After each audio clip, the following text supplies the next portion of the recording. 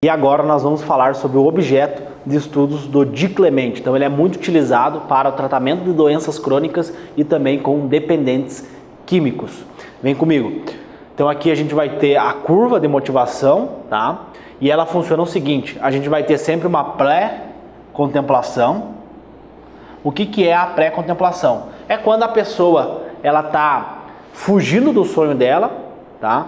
Ela não quer correr atrás da medicina, ela acha que medicina é muito difícil, ela não quer mudar, ela não quer ter que estudar. E aí ela fica pensando, pô, será que eu vou começar a estudar? Será que eu não vou começar a estudar? Será que eu vou fazer enfermagem antes? Será que eu vou fazer odontologia antes e depois medicina? Aqui é a pré-contemplação, tá? Você não quer mudar. E aí vem a contemplação. O que é a contemplação? A contemplação é onde você tem as razões para a tua mudança, as razões para você começar a estudar hoje e correr atrás do teu sonho, você tem os porquês bem claros. Isso aconteceu comigo quando eu tranquei a minha faculdade. Então eu tinha uma pré-contemplação, eu sabia que eu tinha que correr atrás do meu sonho, e aí a contemplação ela veio quando eu fui lá e tranquei a faculdade e comecei a estudar em busca do meu sonho. Então provavelmente vocês estão na contemplação, porque vocês estão vendo aqui o workshop, vocês estão vendo as aulas do workshop e vocês sabem que vocês precisam mudar, vocês sabem que a performance nos estudos de vocês não está boa, vocês precisam melhorar ela, tá? Então vocês têm essas razões. E aí vem a determinação.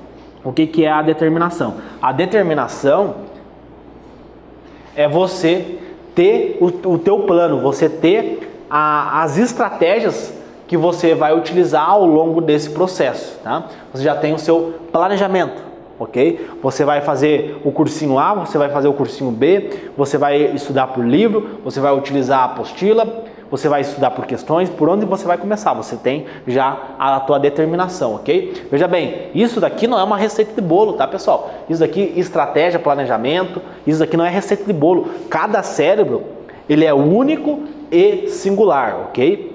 E aí vem a ação. A ação é quando você tem o passo a passo e você começa a executar ele. Lá no teu cérebro, você vai estar secretando um químico chamado dopamina. A dopamina vai fazer você ter ação, vai fazer você ter motivação, ok? Ela que é responsável por esse comportamento motivacional. E aí vem a parte mais importante que eu quero trabalhar com vocês aqui, que é a manutenção.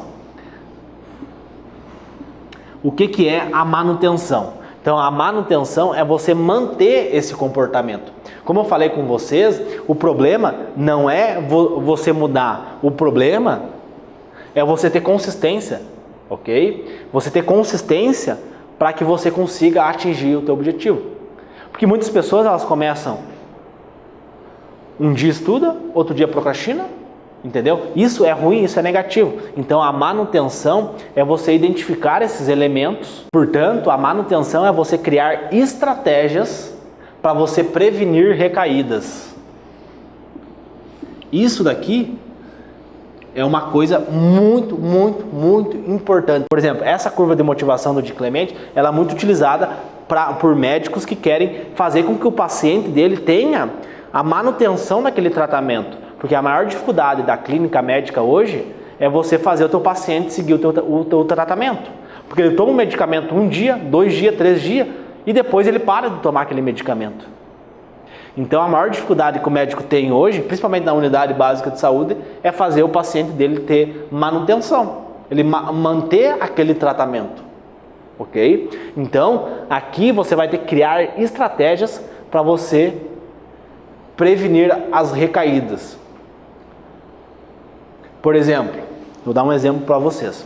Quando eu estava lá estudando matemática, por exemplo, que era uma das minhas maiores recaídas, era estudando exatas, eu odiava estudar exatas, até hoje tem muita coisa que eu não sei, então quando eu estava ali estudando, eu tinha algumas recaídas, às vezes eu não conseguia fazer alguma questão, e a matemática ela tinha o poder de afetar todo o meu dia de estudos. Eu não conseguia fazer uma questão, aquilo afetava todo o meu dia de estudos. E aí eu desenvolvi toda uma tecnologia para prevenir essas recaídas que vinham advindas das matérias de exatas. Que eu não ficava brigando com ela, eu parava de estudar, eu ia para o YouTube, botava um vídeo de piada, ficava assistindo esse vídeo por 10 minutos, tomava um copo d'água, meditava por 5 minutos e aí eu voltava a estudar. Por que eu fazia isso?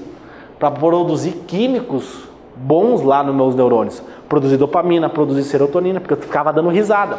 E aí o meu cérebro, ele não memorizava as exatas como algo negativo.